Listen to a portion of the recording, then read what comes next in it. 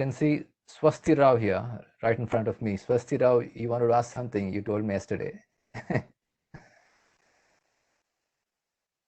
just I don't think hear.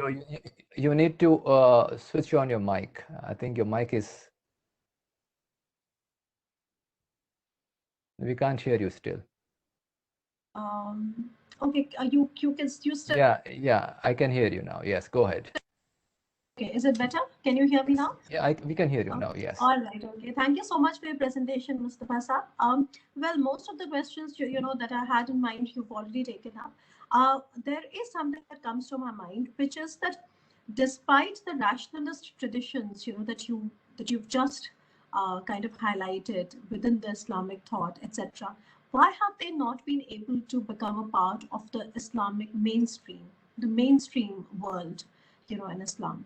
That is something that really bothers me as to why are people constantly trying to sort of be apologetic about rationality in Islam, or apologetic about the um, the all pervasive nature of the Sharia or something. Why are they unable to come to the mainstream? Swasti, can you introduce yourself for the benefit of others? They may not. Okay, Yeah. I teach international politics at Aligarh Muslim University. So I am at Aligarh. Okay, great. Yes, so I'm not a religious studies scholar at all. I teach international politics, but I'm interested in knowing that. So if you get my question as to why is it not, why the rationalist tradition is still not the part of the mainstream Islamic world anywhere? Yeah, sure. Well, thank you for your question. Nice to meet you. And I think you should read my chapter, Why We Lost Reason. Really, there's a chapter like that in my book. I would love to read it. Yes. And which is, I mean, the book is not out there You're yet. talking about the forthcoming book? Yes, forthcoming book. Yes. I mean, there's still time for it. It will come out in April. But okay, wonderful. Why the Islamic? Just give me 2 minutes. I'll just come back. Please go ahead. Carry on. Okay. Why the Islamic tradition took shape in the way that it is, and some of the more rational thinking became less mainstream? Because that's what the political authority preferred. Ultimately, Ash'ari theology became mainstream Sunni view, besides Maturidism, which lost its importance to a great extent. I mean, Ash'arism became the dominant Sunni view because Muslim states preferred so. Caliphs chose that one. It became the education, it became the base of madrasas under the Seljuk Empire. And why they chose that one? Because this Ash'ari view also included a strong emphasis in obeying the Caliph, the Khilafah, obeying the Sultan, whatever it does. I mean, yes, the Sultan had to abide by the Sharia, but other than that, whomever comes to power in whatever way had to be obeyed because fitna was worse. Whereas, for example, when you look at the Mu'tazila has more revolutionary perspectives. They said maybe we don't need a state, maybe we don't need a sultan. Sultans are turning into tyrants. Some Mu'tazila believe that Islam requires the law, but not any khilafah, not any sultan, not any ruler. So they had views that are not that preferable for political authority. That's why I think we should have a history of Islamic thought, and which I try to offer a little bit in my book, which shows that what became the Islamic mainstream became the Islamic mainstream because it served the powers that define the Islamic mainstream. I'm not saying this to say that the scholars there were not honest about what they believed in and so on and so forth. They thought you need a strong state to overcome enemies. I mean, there were the Crusaders and everything. So understandable historical context. But also, for example, philosophers, it's not just the Mu'tazila, but it's the philosophers. People like Ibn Rushd. I mean, today we take pride that Ibn Sina was the great thinker in Islam, the great medical expert. You know, there are hospitals made in his name, but he was declared a kafir, basically. by Imam Ghazali in his Tahafut al-Falasifa. I mean, because they engage in Greek philosophy with some Greek metaphysics. So ultimately, political authorities, sometimes they protected the philosophers, but ultimately they found it more politically helpful to support the more orthodox groups. Also, I think one was why the political authority was that influential compared to Europe. Yeah, If you because read, yeah. if you read European history, you will see that, for example, the Protestant Reformation came thanks to some princes in Germany supporting the Protestants against the Catholics, because Europe was a feudal place divided into many little kingdoms and princes and so on and so forth. So people who are persecuted in one place could go to another. In the Middle East, in the heart of the Muslim world, there were big states with more centralized power. So the definition of one sultan or caliph was much more definitive. So I think we lost that, and of course there are other dynamics too. I mean, the Middle East became less wealthy because the world trade routes shifted towards from the Mediterranean to Europe. And that's in the 14th century. So there are a lot of historical dynamics. But ultimately, I think the fate of the schools of thought that we find interesting today, such as the Mu'tazila, was sealed by the fact that political authorities made decisions. And those decisions were not always the best decisions, if you ask me, but they were definitive decisions. And they chose what were serving their political interests. Hope, I mean, does this answer your question? Oh, yes, it does. It does. If I also wanted to ask you, do you think that secularism is incompatible with the Islamic ideology? Lot of people attack Islam with this. Yes. Well, it depends. It depends what secularism means. I mean, if it's a French-style secularism that comes and bans women from wearing hijab and this allows people from practicing or manifesting their religion, that's not compatible with, I think, Islam. But if it's a Anglo-Saxon secularism, let's say American type of secularism, which respects religious freedom full, allows people to practice their religion in the way they want, but makes the state neutral towards religious communities, I think that is compatible with Islam. And the word secularism doesn't mean that society should not be religious. It's something about the identity of the state. And of course, a lot of Muslims think the state should be Islamic, but the Quran doesn't define any state structure. The caliphate was an institution built by Muslims after the Quran and after it was a historical experience of the Islamic community. It was Abdel Razak, the great Egyptian scholar, who made this point in 1925 with his book, which saying that the caliphate is historical. It's not a requirement of religion. In Turkey, Said Bey, another scholar, made the same point. So I agree with that. So I do believe that Islam doesn't require any state. Islam only requires certain things from the state, such as security, justice, freedom to practice.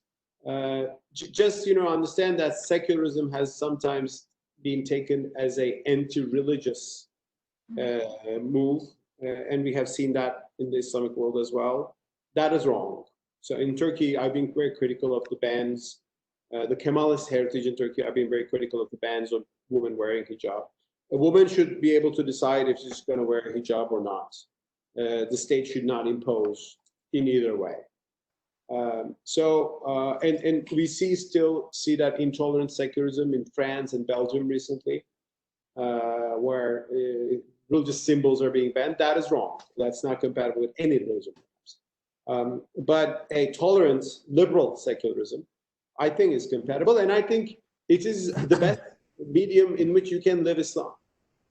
I mean, do I want to live under a Barelvi state or a Shia state, or do I want to live in a state which doesn't interfere in my religious beliefs? I want the third one. Thank you so much. Thank you so much. Thank Yeah. you. Anybody else would like to ask? Yeah, this is Raj Charupal. Thank you Yes, for Raj. fantastic discussion. After a long time, I've been Raj, excited. you are invisible, not in Parda, I hope. I'm outside. Yeah. I think the earlier questions kind of hinted what I was going to ask. Like as a non-Muslim, people like us are told by non-Muslims probably that there is no concept of separation of church and state in Islam. And I think you kind of hinted at earlier question. Is there a requirement or is there a no requirement? What is the idea of church? I mean, state and mosque for that matter. Well, I mean, it is. Thank you for your question. It is relevant to just the discussion we had. I mean, first of all, of course, there is no institution like church in Islam. In Christianity, church is the ultimate representation of Jesus Christ and his message, and the church represents the faith. In Islam, the mosque is a place of worship, so Islam is, we don't have an institution like that. But in Islam, I think the analogy would be the separation of not church and state or mosque and state, the separation of the Sharia and the state. Because in Islam, ultimately, the institution that represents the faith is, well, the clergy, the ulama, and the ulama through the Sharia, through the interpreting the Sharia. So, of course, historically, if you ask me, historically, no. In Islam, states were supposed to follow the Sharia. Actually, the legitimacy of the state came from following the Sharia. And actually, by the way, that is something not we should be critical of necessarily, because the Sharia sometimes acted as rule of law on sultans throughout the Islamic history. But also, ultimately, Sharia is a faith-based notion. I mean, you believe in the Sharia because you're a Muslim.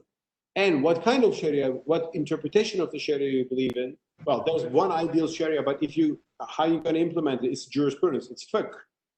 So that's, and if you, the states now today who claim to implement the Sharia, who are they? Saudi Arabia,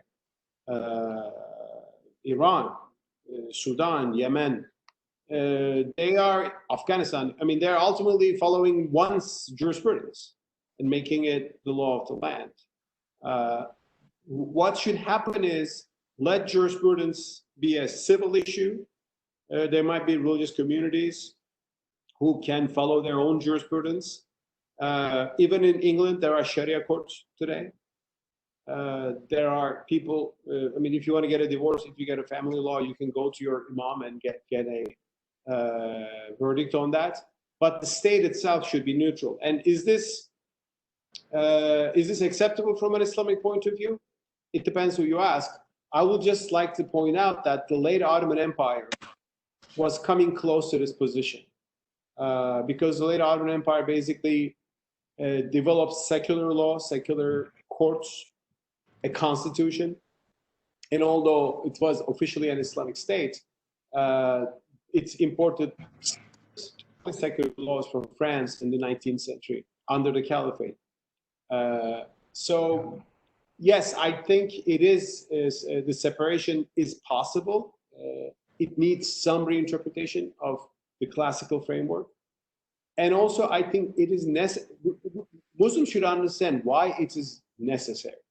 Not because some Western people are preaching that. It is necessary so that one Islamic interpretation doesn't oppress other interpretations and non-Muslims as well.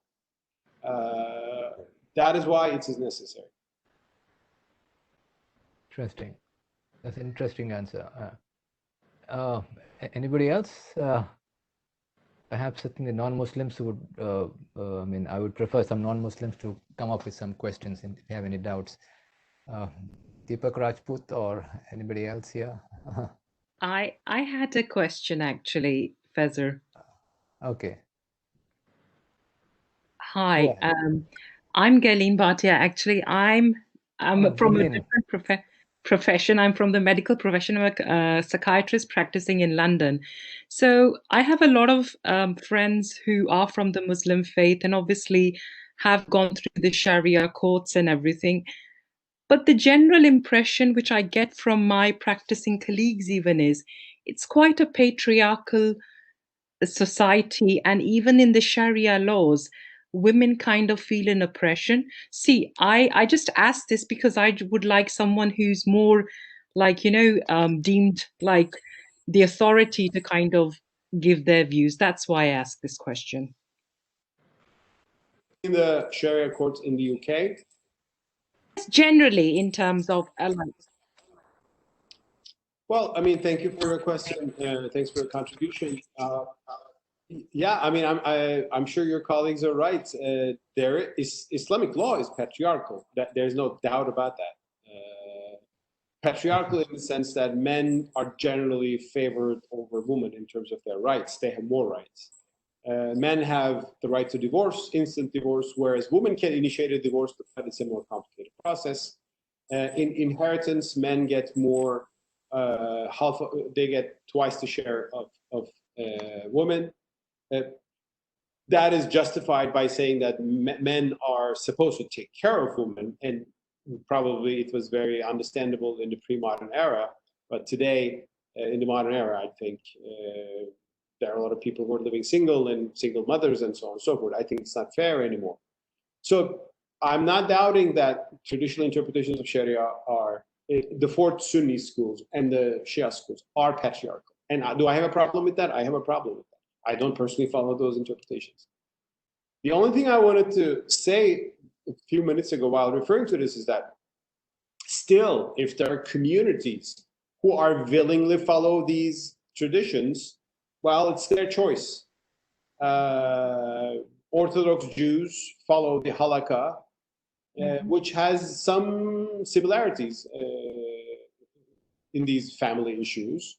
And of course, some Jews are not Orthodox anymore. They are actually criticizing this. They have criticized this. They created Reform Judaism and so on and so forth. So there's a diversity there. But if some Orthodox Jews are following the halakha willingly in the West, in Brooklyn, that is allowed. And I think that should be the case with the Muslim communities as well.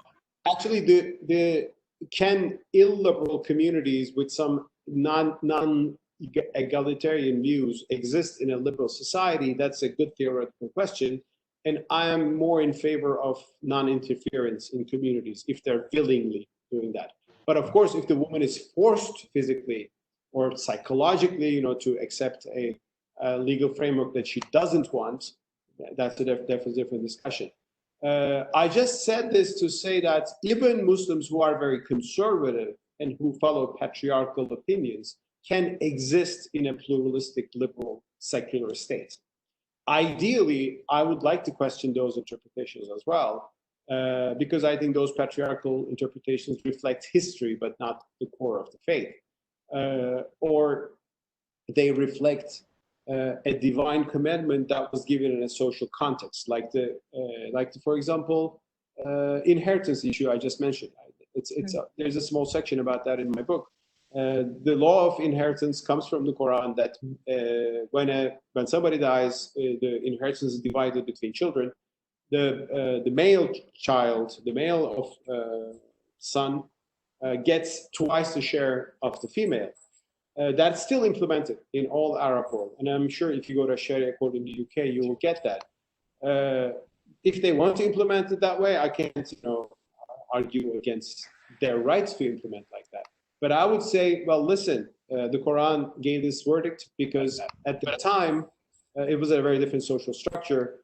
It was actually very generous for women at the time because no women really were taking care of the household, but we live in a different time and space. And that argument was made by some Tunisian scholars way back in the early 19th century. They were, of course, frowned upon for this. So there are needs to reinterpret a lot of things. But my conviction is that, like, for example, can a woman wear a face cover in niqab? I think Islamically, I would be critical of that. I don't think it's not required. It doesn't come from the Quran. So I would be religiously in favor of reinterpreting that understanding. But also, I think if a woman wants to wear that and walk in the streets, it's her right. Thank you. Thank you. Thanks for that question, Gurleen. Finally, you managed to join. Great.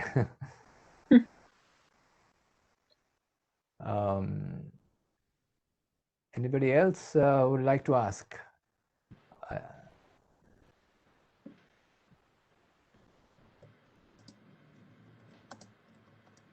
I can see Sharik Bhai. I think you have. Yeah. Thank you very much. I was just Yeah, wondering, you want to ask it was a something? Please go wonderful ahead. lecture. It was a wonderful lecture. Open to antennas for me also. I keep thinking about a couple of points. One thing that immediately Sharif Bhai, can introduce yourself. Sharif Bhai, can introduce yourself to Mustafa Akyol. He may not know you. I don't hear very well. I mean, I haven't. The voice is a little bit intermittent. Do you Yeah, I hear? think your voice is breaking. Okay, Sharif Bhai, okay. your voice is breaking. Maybe the problem of speed of internet. Internet, yes. Can you Am introduce I yourself? better now? Yeah, it's My okay name now. is Sharik Nisar, and Sharik Nisar. I'm a student of finance, more particularly Islamic finance, and I'm based out of Mumbai, and I consult industry people on this subject. So Sharia has been my subject of interest. I was just interested in asking a question on the last point that you made in response to the query by Dr. Gurleen. Can we for reinterpreting Quran in the sense that where the numbers are mentioned, for example, girl has to get half of the boy's share, or the property has to be distributed in this way when it comes as inheritance. Do you think that we have a scope for going beyond the numbers to interpret in modern time? Thank you so much. So, because of the sound quality, so are you asking, can we interpret the numbers there? Like is that what you're asking? He wanted to know if you can go beyond those numbers. I think, I mean, I shared Fazlur Rahman's view on that, that we should look into the intention of the Quran. And if the intention of the Quran is fair distribution of inheritance, it was giving half of the share to women in 7th century. But today, a fair inheritance law would be giving it equal. So yeah, I think we can do that. And I think that's valid for a lot of issues. And let's not forget that Muslims have already moved beyond some of the Islamic commandments that are right there in the Quran. On what? On slavery. It speaks of those that your right hand possesses. These are slaves.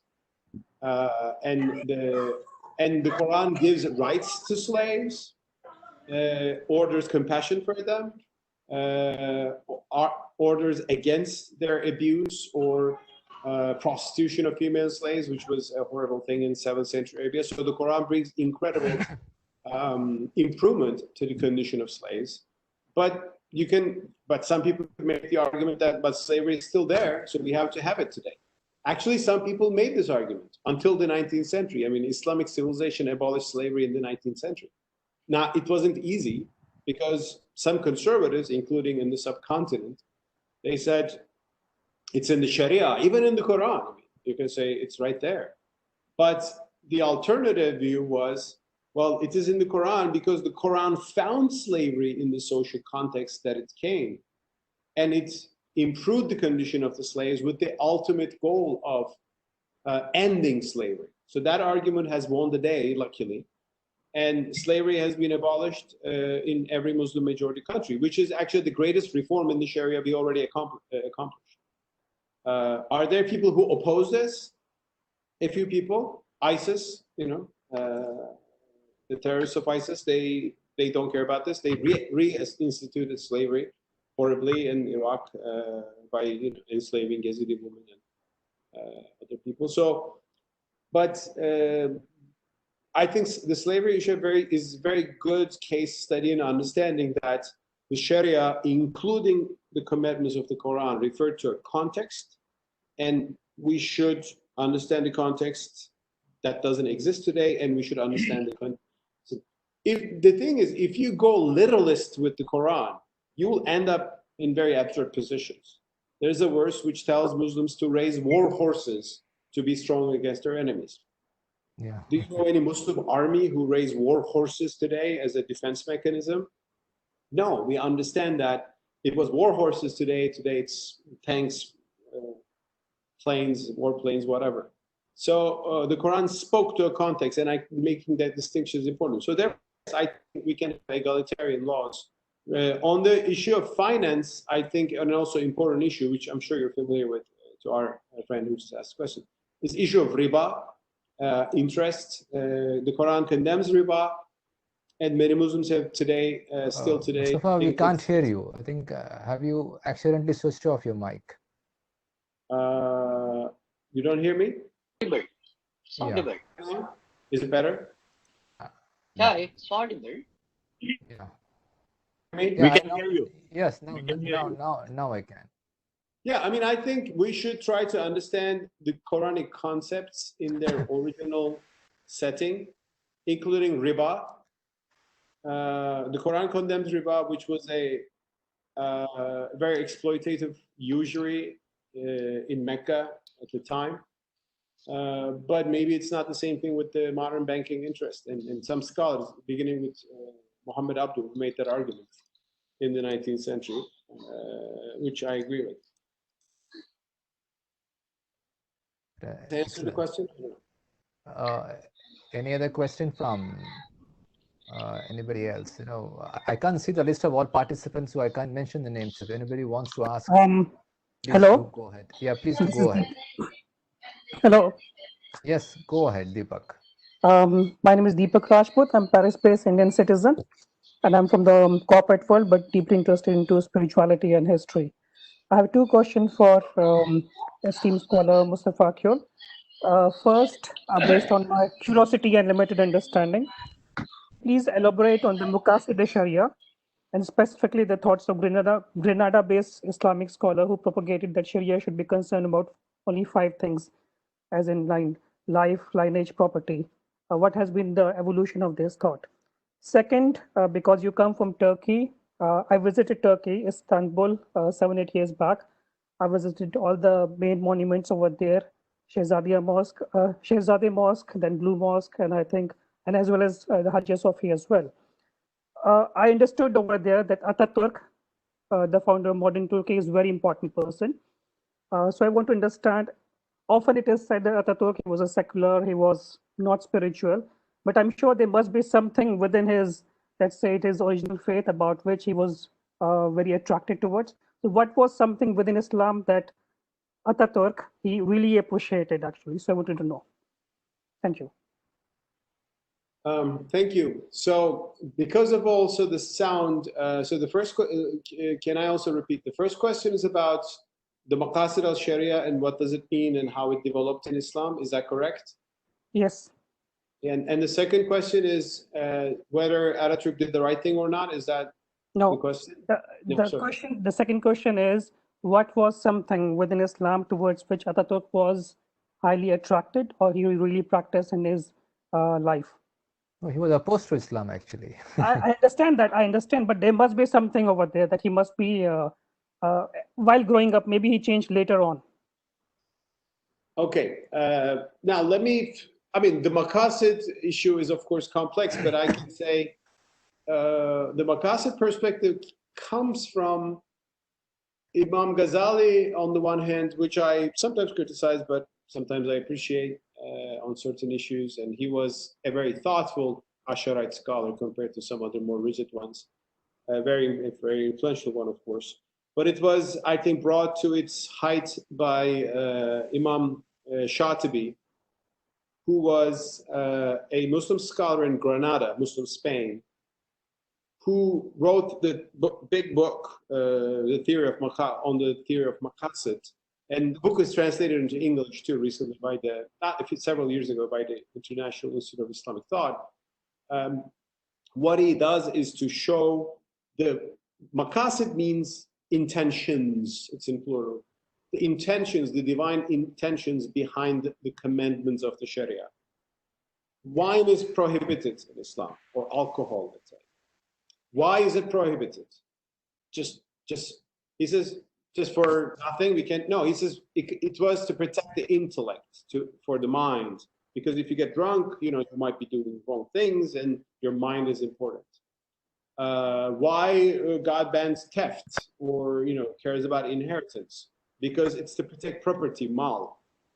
Of course, this maqasid perspective was not as liberal as we would think today. For example, Muslims said God wants to protect religion, the protection of religion, hifz al-din. And what was the basis for this? The killing of apostates. So protecting the religion by executing the apostates. Well, I wouldn't today try to protect religion by that, but I would understand it today as religious freedom. But the thing is, with their own framework, they made the point that Sharia isn't just to be implemented because of what it says, but it stands for something higher than it's a theoretical framework. And in the 20th century, until the 20th century, few people were interested in maqasid. I mean, it was just a theory. Shatibi wrote about it. Some people mentioned it, but it was not very influential. Only in the modern era, more reformist Muslims discovered the maqasid perspective, saying, wow, that's interesting. Here's something we should work on. Ibn Ashur from Tunisia worked on this. He added hurriya and equality, freedom and equality as maqasid perspectives. He also reframed this protection of religion to protection of religions, which is closer to our modern perspective. So it's a promising vision in Islam that needs to be worked out. There are some theological obstacles in turning maqasid into a more philosophical view. I addressed that in the book. It's really a very long topic, but so my book addresses this issue in more depth, but this is what can I say. And I think the big switch we have to do this is this. If we understand prohibition of wine is about protecting the mind, can we take protecting the mind as a standalone principle from which we can begin to interpret other laws? For example, can we say protecting the mind requires free speech? Because we know propaganda also cripples the mind if you get only one. I mean, North Korea is not very good for protecting your mind because you get only one view. So that switch is necessary, but there are theological obstacles to that, which I address in my book. But that will be, we should have another full session on that later. Yeah, it's a we very should. We will, and certainly. On Ataturk, I've been a big critic of some policies of Ataturk, although I honor him as the war hero that saved Republican Turkey. I mean, that saved Anatolia from occupation. Ataturk was an Ottoman general. He was a very important general in the Ottoman army. And in late Ottoman Empire, there were different schools of thought. There were more traditional Ottoman thinkers. There were sorry? I think somebody has to switch off their mic, turn off the mic. Somebody is speaking out of turn. Okay. Go ahead. Should I continue? Yeah. Yeah, please go ahead, yes. In late Ottoman Empire, you had very interesting intellectual spectrum. There were people that I would call Islamic modernists. I sympathize with them. Ataturk represents a different line. They were called secular Westernists. They were very influenced by French Revolution and French Enlightenment, even some German materialism. And Ataturk, I mean, we don't know exactly what he believed in. There, you have lost your voice. Sorry? He was not a very... Mustafa, we can't hear you. Probably you need to switch on your microphone, perhaps. Yeah. Is it better? Yes, I can hear you. Yes. Yeah, we I can can. about. Okay. So Ataturk was a very secular person. Yeah, fine. Some people in Turkey believe that he was an atheist or deist. Other people think that no, he was actually a Muslim who just wanted to save Islam from the dogmatic interpretations and so on and so forth. So whatever his true credential, you can find quotes from Ataturk that he will sign like an Islamic modernist. You will find in other quotes where he's really kind of very anti-religious. It looks like that. I don't know his ultimately inner convictions because it changed over time, I think, as well. But the point is, he declared the Republic of Turkey in 1923, and the Republic of Turkey could have become a democracy right away because there was a parliament and there were two different political parties. He closed down the opposition party next year and established a dictatorship to go on until his life. So his party became the only party in Turkey. It became a single party republic. And we've lost your voice once again. Yeah, I mean, I'm not doing anything, but it's just maybe sound problem. I think Faiz has got some problem. There is no disturbance. It's a continuously Okay, fine. Okay, fine. Maybe I have a problem, maybe perhaps. Okay. Yeah. To put it shortly, should I speak or not? Go ahead, please. To put it shortly, his personal opinions are not my issue. I mean, whatever that was. And again, he did some good things like bringing more rights for Muslim women. I have no problem with a big chunk of the Kemalist heritage. And I think turning Hagia Sophia into a museum was not a bad decision, by the way. You know, it's being discussed these days. His secularism just went too far. He closed down all madrasas. He closed down all Sufi orders. He interfered in the dress code. The Ottoman fez was banned, and people were forced to wear the Western hats. It was very superficial dress code, obsessed modernization. So there was some mistakes. Also, he brought in a Turkish nationalism that denied the Kurds, the biggest ethnic minority in Turkey. So I think his legacy has some positive aspects that Turkey should protect, but also some problematic aspects that Turkey should had to revise. Actually, in the past 20 years, Ataturk has been criticized more than ever in Turkey. And some of the excesses of his secularism has been rolled back. Like hijab ban is gone now in Turkey, and people who wear the hijab, women are free and they can wear it everywhere. I think these are good things. But of course, the political movement that challenges the Kemalist history or heritage, the movement led by President Erdogan these days, are also proving as authoritarian as the Ataturk legacy, unfortunately. And they are also trying to shape Turkey in their own image rather than making a Turkey more pluralistic.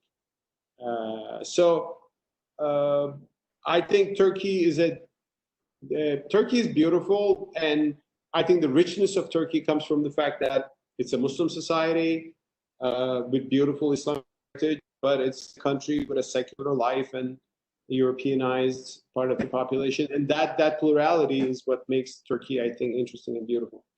And Turkey was dominated by Ataturk's followers throughout the 20th century. That was wrong, but now President Erdogan is becoming the Ataturk of the religious conservatives, and I don't think that's the right way to go as well. So these two big religious camps in Turkey, the secularists and the conservatives, must come to a live and let live solution, like in Tunisia. That has happened in Tunisia in the past 10 years. I mean, Tunisian experience is new, but I think Tunisia is politically at a better place than Turkey right now. And obviously, I mean, you're totally opposed to this conversion of Hagia Sophia back to a mosque from being a museum, of course. I think you were quoted, you wrote in the Foreign Policy recently, you wrote in the New York Times. And also today you were quoted in Bloomsbury in an article I just read. So maybe the participants would love to know your views firsthand. Yeah, sure. I mean, let me share my views on Hagia Sophia, then I'll have to leave soon after that if you pardon me. Yes. Shall we make this a last answer? Yeah, I mean, and this is a newsy topic, so it's good to finish with this. Great. And before you go ahead, Mustafa, let me announce to the participants here that even after you leave, I mean, we are going to continue with the discussion. I mean, without you. So please stay on, friends. Please go ahead. Please go ahead. A small query with the question that. Yeah. Yeah. One more query on the same answer that Sab is going to give. Okay. There is a lot of information floating around that Fateh, Sultan Muhammad bin Fateh had paid money to the priest there to make this mosque. So I hope that Mr. Mustafa will to make what? Shed a light on that. Sorry? He bought the mosque. Hagia Sophia, he paid price from his personal account to make it a mosque. That is what is floating around on social media. Actually, to renovate the mosque. Yeah. Well, here's the thing. Hagia Sophia was converted when Ottomans took Istanbul. I mean, I heard the news about Prophet Muhammad paying for it. The history there is a little bit not very clear, but I don't think that the Christians willingly sold Hagia Sophia to Muslims. Muslims took it because it was a conquest, and Ottomans believed something called the right of the sword, so they forcibly converted. If it was left to Christians, they would like to keep it. I'm sure about that. And yes, the conversion of Hagia Sophia into a mosque has been a pain for Eastern Christians for centuries, because that was their most holy, most significant shrine, I mean, throughout the centuries. Whatever happened under the Ottomans happened. And of course, Ottomans did not convert every mosque. They converted a few big mosques, others remained as churches, so, and that's good in itself.